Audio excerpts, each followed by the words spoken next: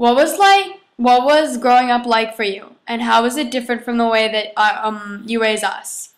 Well, the first thing that occurs to me is like play dates. We didn't have play dates the way you guys have. We just had the friends in our neighborhood. So we would open up the door and we would run out, and the kids across the street and the kids next door were just our friends, whether we sort of liked them or not. We just, if they were our age, they were your friends, and there was a neighborhood gang. People are very different today. Everybody has sort of play dates and it's organized, and you call people up and we drive you over, and it's all sort of structured and organized. And it just wasn't like that for us.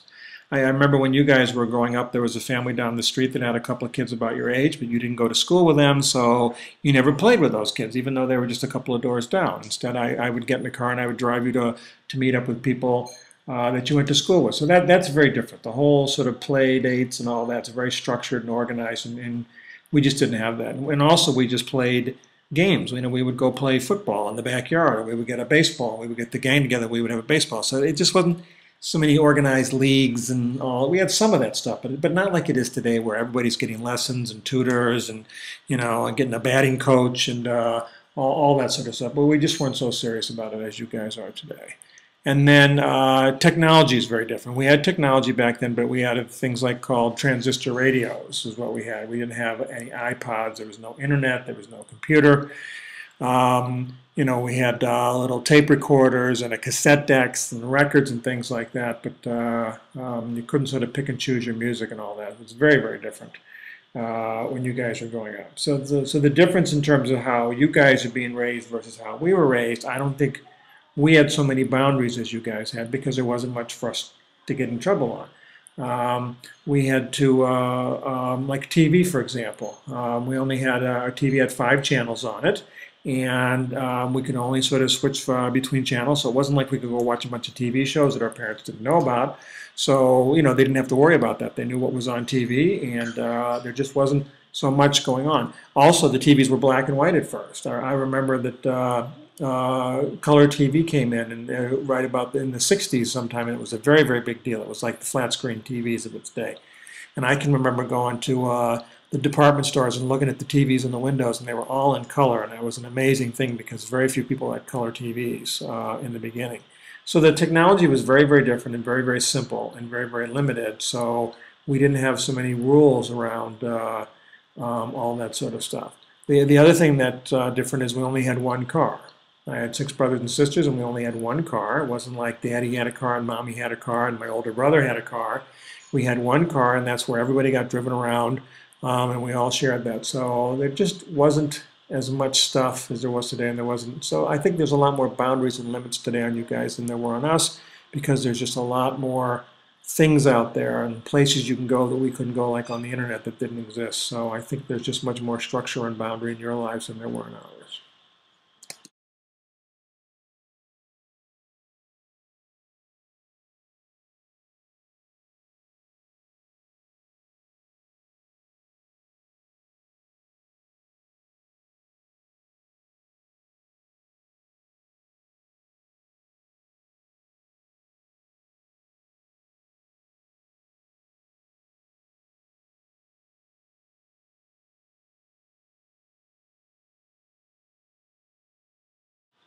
Would you say parenting has become better or worse over the years?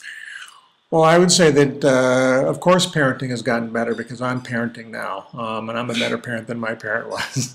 Everybody always looks at it that way. You always parent sort of differently than you were parented. So if your parent was strict, you tend to be lenient, and if your parents were lenient, you tend to be strict.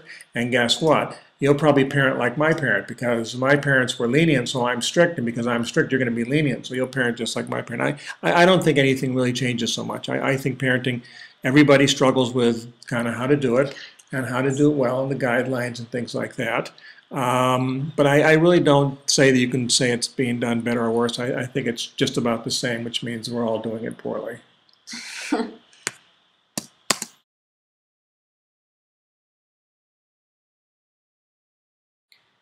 What were some of the weird things that people said or did? Well, I sort of was a little kid in the 60s and a teenager in the 70s, so there was a big shift between the 60s and 70s. The 60s was sort of kind of hippies, And there's all kinds of silly stuff around. People had very, very long hair. I had hair down to my shoulders, believe it or not. It was actually longer than your hair. Um, and I had bell-bottom pants, and they had patches on them. And I suppose I probably had a headband at some point, things like that. And for a while, there's a very so it's like the hip hop stuff you guys come in. Everybody would say dig it, can you dig it, and groovy and that sort of stuff. And it's nowadays it's all a hip hop kind of language and culture, which seems very cool to you. But I think you guys might look back on that as being very sort of kind of silly and dated when you kind of look at it. I remember there was one fashion trend for a while. India was very big fashion, so there's a thing called a Nehru jacket. It was like a jacket with a very high collar, and you had these like gold medallions, and I really wanted one of those, and I'm sure that would look very dorky. That's when I was in about 7th grade. I think I had something like that. So, I think the styles were very, very different. And then in the 70s kind of turned more kind of disco, and I think it got a bit more, the hair got shorter. This was more when I was in college then. Hair got shorter and the bell bottoms went away a little bit, and that was more people were kind of in clubs and dancing, and it was more just kind of like disco bubblegummy kind of music. So the music got sort of less serious. Music was very serious to people in the 60s. It all had a deep message, and people would sit around and have parties where they just sat there and listened to the music the whole time because they were so into it and that sort of stuff. And then when you got to the 70s, people were kind of like dancing to it and things like that. So I think that's kind of the biggest changes. For you guys, I think, it seems very similar in a way that you're very concerned about how you're dressed, and a lot of the fashion comes from the music, and you still look to a lot of the music performers to kind of set fashion trends, and that was very similar to our day. So there are different trends and different fashions, but I think the whole idea that sort of music is very, very important to kids, and music kind of sets the fashion trends is actually very similar between then and now. What was it like in schools? What was the style and what was being taught? Well, I guess I'll talk about the high school for me, which was in the 70s. And I went to a school that was very much like university school, but I suppose the biggest difference is where we studied a lot of the classics. So, it was English and math and geometry and history, and probably we studied a lot of the same things you guys studied. Although I also studied Greek and Latin. Because I thought that was a good way to learn kind of the roots of words and things like that. And we did a lot of that. And I think the biggest difference was that everything for us was textbooks and pen and paper. There were no computers again. I know this sounds like an old theme, but there wasn't anything like online internet. You couldn't do research. So when you did research, you went to the library and you looked in books.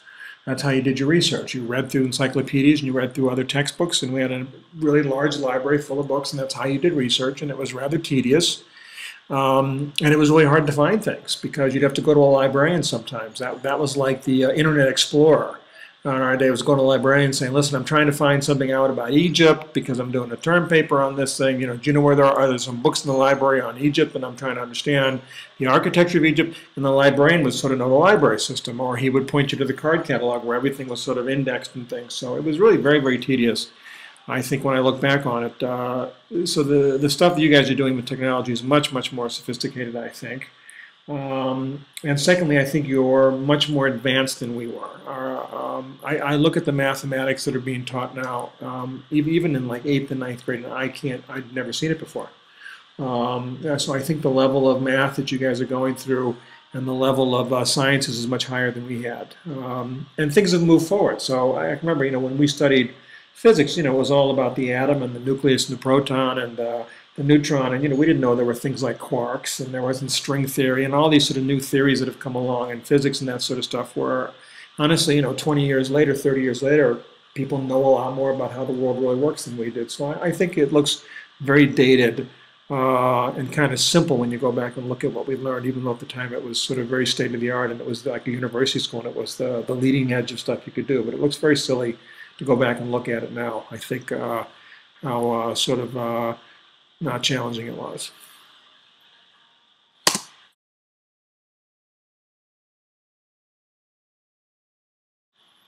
How have sports changed in terms of safety and just in general?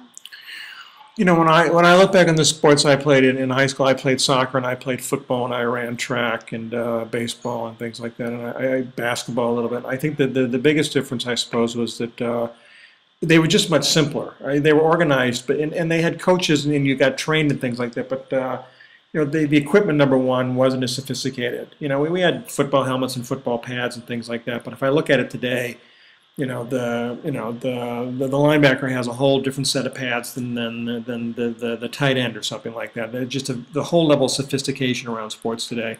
We didn't really understand things like nutrition so much. The idea of sort of weight training and sort of training in different places to sort of training for speed or training for strength. People had very simplified notions of you lift a little bit of weight, you get stronger, so therefore you're a better athlete. We didn't have this so specialized training that people do today. And we didn't really think about nutrition quite as much as sort of people think about it today. And I also think safety was a concern, but it wasn't like it is today. So for example, it was very common when you were playing hockey in my day. Nobody wore a helmet. It was just unheard of. Nowadays you wouldn't think of being on a hockey. It just seems almost silly to be out there without a helmet on. But in my day, you'd look like a dork if you put a helmet on. You couldn't find a hockey helmet, and it's just not the kind of thing people wore. Some things seem to be the same. The soccer and the baseball and that all seems kind of like it's stayed about the same. But I think some of the sports, I just think the whole training around it and the seriousness around it, again, just like the schoolwork, there's just so much more people know about sports performance, and you guys get coached better. And we never had sort of individual coaches and that sort of stuff. We had one coach, and that was our high school sort of football coach. Nobody was getting coached on the side. Nobody had, special people they were working with. Nobody had like a tennis coach that they worked with, independent of their coach at school. We weren't at all kind of sophisticated like that, like we are today.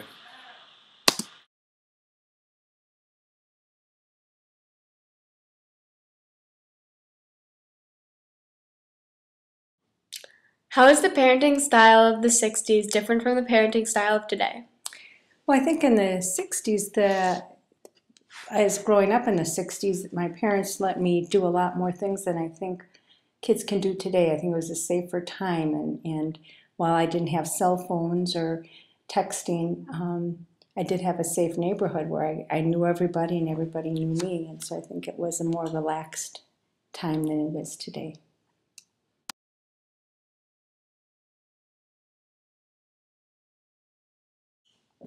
What sports were popular back in the 60s and 70s? Well, in the 60s, I can remember the Packers because that was the big team. That's when they first won the Super Bowl, the Ice Bowl. And so when I was little, every boy I knew loved the Packers, and that was the big sport. And baseball, we had the Milwaukee Braves, not the Milwaukee Brewers. But there really wasn't soccer or some of the other sports that are popular today. It was mostly football and baseball. What was the music? What music was popular, and who were the teen heartthrobs? Well, what I can remember, the Beatles were, popular when I was young, back in the 60s. And every girl had a certain Beatle that she liked, and I liked Paul. But I think that George was also very popular, but I was a Paul fan. But I liked a band that wasn't well known throughout a lot of people, and that was Gary Puckett and the Union Gap. And if you would like to listen to that music, I still have the vinyl records. What was the clothing style like back then? Well, I can remember I went to middle school and high school in the 70s, and back then, girls couldn't necessarily wear pants to school. We had to wear culottes or dresses, and it wasn't until I was in high school that I could wear pants to school. But it was a lot of kind of hippie-looking clothes, and like some of the clothes that kids wear today with the peasant blouses and long dresses, that's what was popular.